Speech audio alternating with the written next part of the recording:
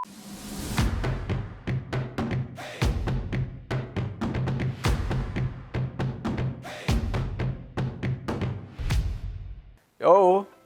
kembali lagi di channel YouTube Discartes. Kali ini gue akan angkat Money Talk atau Montalk dengan tema kegalauan seorang PNS yang juga menjalani LDR atau Long Distance Relationship.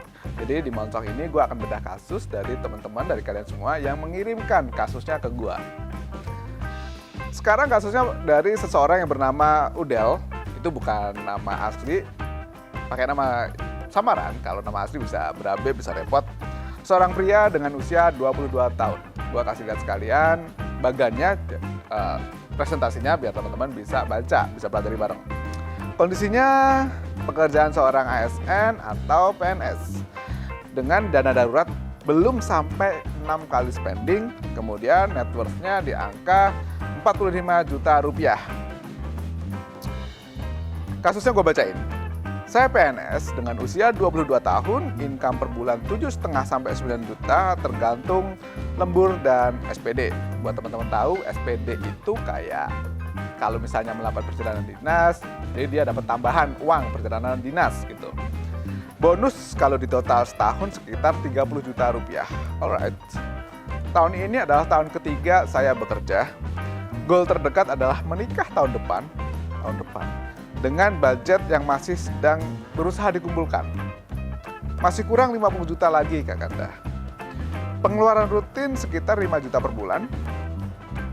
Karena biaya hidup dan kebutuhan sedang tinggi di sini. Jadi cuma bisa menyisihkan 2,5 juta per bulan untuk ditabung. Oke. Itu pun mepet sehingga nggak bisa balik kampung atau self-reward kalau memaksa nabung segitu. Padahal saya masih harus ada pertemuan dengan keluarga calon dan sebaliknya. Saya di Kalimantan dan calon di Jawa. Jadi masih harus bolak-balik lagi. Dana darurat juga sempat berkurang karena kemarin laptopnya rusak. Saya harus tutup dana darurat atau menabung dulu aja ya, Kakanda. Oke, itu pertanyaan terakhir adalah pertanyaan yang diajukan oleh si Udel. Gua akan bahas, tuntut aja ya. Dimulai dari plan menikah. Ini kan kalau kita bicara plan, kita harus tahu kondisi sekarang. Ini kita ada net worth 45 juta rupiah, berarti aset dikurangi utang adalah 45 juta rupiah.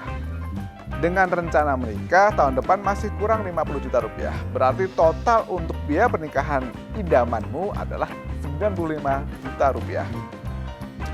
Angka ini bahkan lebih gede daripada aset yang kamu kumpulkan selama 3 tahun kamu bekerja, ya kan? Pertanyaan gua, ini make sense atau enggak? Gua nggak akan bilang yes atau no, karena kamu pasti paham. Jadi gua nggak akan bilang sekarang yes or no. Kamu sendiri yang nentuin nanti. Tapi gua mau kasih lihat bahwa ada 2 skenario. Yang pertama, misalkan kita bilang make sense. Kalau bonus memang turun secara positif, berarti kan 30 juta tadi sekarang turun nih misalnya, dan targetnya kan 50 juta, berarti kan tinggal sisa 20 juta. 20 juta dibagi 2,5 berarti berapa? 8 bulan, 8 bulan ke depan, berarti tahun depan masih bisa dapat, bisa dipercepat, bisa pas gitu. Tapi namanya bonus bisa dengan jumlah yang sama, turun pas, tetapi ada juga kemungkinan bonusnya nilainya itu di bawah dari yang udah kamu plan. Bisa nggak sih? Ya gue nggak tahu karena gue nggak kerja di tempat lo. Tetapi kamu pikirin deh, bisa nggak bonus itu turun dari yang seharusnya kamu agendakan, alokasikan. Perhitungkan itu skenario. Kemudian skenario yang kedua, misalnya tanpa bonus, berarti kita harus melihat berapa tabungan yang bisa kamu masukkan. 2,5 juta per bulan kan? Katakanlah kamu betah nih 20 bulan ke depan nggak pulang kampung, atau 20 bulan ke depan nggak ngasih reward ke diri sendiri, ataupun kalau pas ngasih reward ya pas menggunakan bonus. Artinya berarti 20 bulan ke depan kamu harus berusaha payah dulu. Artinya lagi nggak bisa cukup tahun depan, ya kan? Karena 20 bulan lebih dari 1 tahun. Di situ titik make sense-nya dapat atau enggak. Nah, Kalau misalnya menurut kamu nggak make sense, nggak masuk akal, berarti kan kalau tidak mengurangi biaya untuk pernikahannya atau mengarrange ulang waktu yang akan digunakan. Jadi kamu harus memastikan pilihan mana yang mau diambil. Kalau saran gua untuk pernikahan jangan sampai menggunakan utang. Kenapa? Karena ketika setelah selesai menikah, justru pengeluarannya, kebutuhannya akan bertambah. Once kamu berutang untuk menikah, berarti akan tergulung lagi nih ketika kamu setelah selesai menjalankan acara pernikahan. Nah, kemudian gue mau komen untuk yang penggunaan dana darurat. Apakah menabung dulu atau nutup dana darurat? Gini konsepnya, dana darurat itu kan bentuknya tabungan. Sekarang kalau misalnya kepake, ya udah tutup dulu aja. Tapi usahakan nanti nggak digunakan lagi nih dana daruratnya. Jadi itu yang namanya dana darurat itu semacam kayak garis batas saja. Once tersentuh berarti memang mengancam keuanganmu. Gitu aja konsepnya. Bukan sebagai sesuatu yang, gimana nih? Apakah harus nabung lagi? Karena pada akhirnya nanti dana darurat itu kan juga bentuknya tabungan juga, ya nggak masalah juga.